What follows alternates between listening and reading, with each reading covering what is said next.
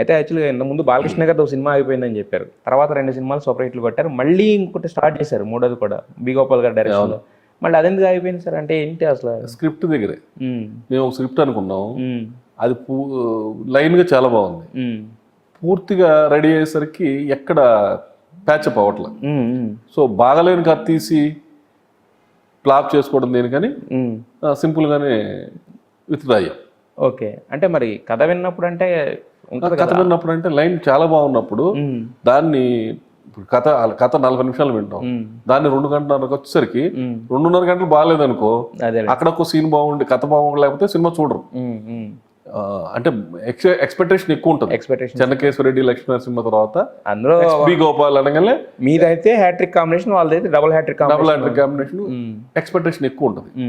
So expectation ఉన్నప్పుడు మనం reach అవ్వలేని కథ తీసి ఫెయిల్ అవ్వడం కంటే ఆగిపోవడం బెటర్ అని చెప్పేసి.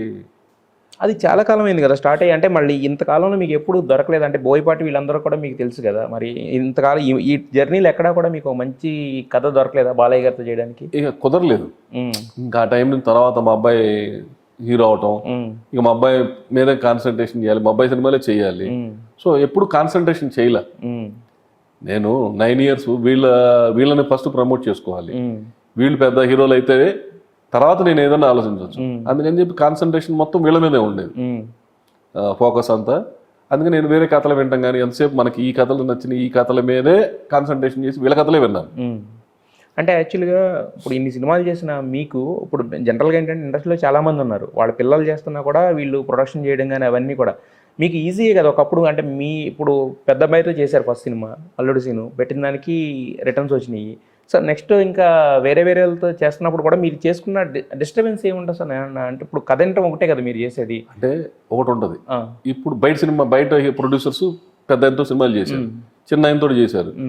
అదే మనం ప్రొడక్షన్లో ఉన్నాం అనుకో, ఎంతసేపు మనమే చేయాలి. మార్కెటింగ్ తెలియదుగా, మార్కెట్ ఎంత అవుతుంది, హీరో రెమ్యునేషన్ ఏంటి, లోపలే జరిగిపోతాయి అంతా. కాకుండా బయట సినిమాలు చేయాలి. నేను ప్రొడక్షన్ ఆపాలని ఆపాను. నేను 2015లో గంగా బ్లాక్ బస్టర్ ఇట్టు తర్వాతే ఆపాను. అంటే కాకపోతే అదే సార్ నేను అనేది, మీరు ఏమంటున్నారంటే ఇప్పుడు అంటే లోపల ఉండిపోతే తెలియదు కదా అన్నారు. ఇప్పుడు మీరు 9 సంవత్సరాల తర్వాత చేసినప్పుడు మీ అబ్బాయిలతోనే చేస్తున్నారు సినిమాలు ఇప్పుడు యాక్చువల్గా. సో అంటే ఒక మార్కెట్ అనేది మీరు ఉంటే కనుక ఇంకా క్రియేట్ చేస్తే ఇంకెక్కువ అవుతుంది కదా అది మార్కెట్. ఇప్పుడు మళ్ళీ ఎక్కువ చేయొచ్చుగా, పిల్లలతోటి మనం చేస్తే ఇంకెక్కువ క్రియేట్ చేయొచ్చు.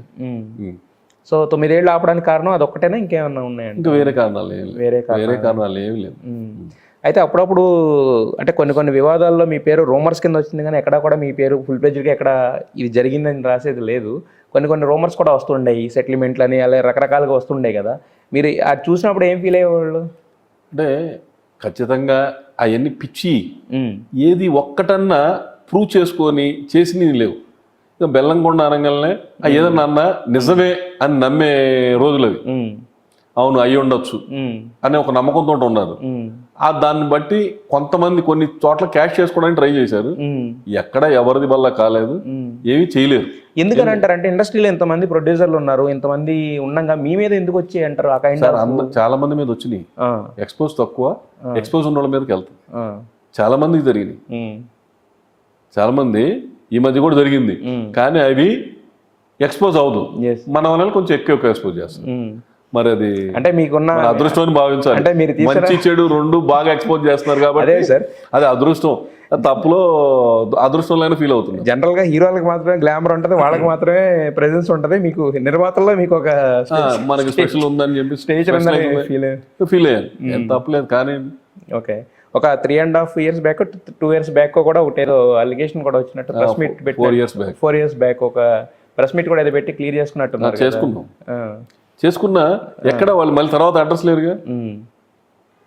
ఇప్పుడు ఏదన్నా తప్పు చేస్తే ఏదైనా మళ్ళీ శిక్షించాలి, కేసు పెట్టాలి, ఇవన్నీ నిలబడాలి కదా, ఏమీ లేదుగా.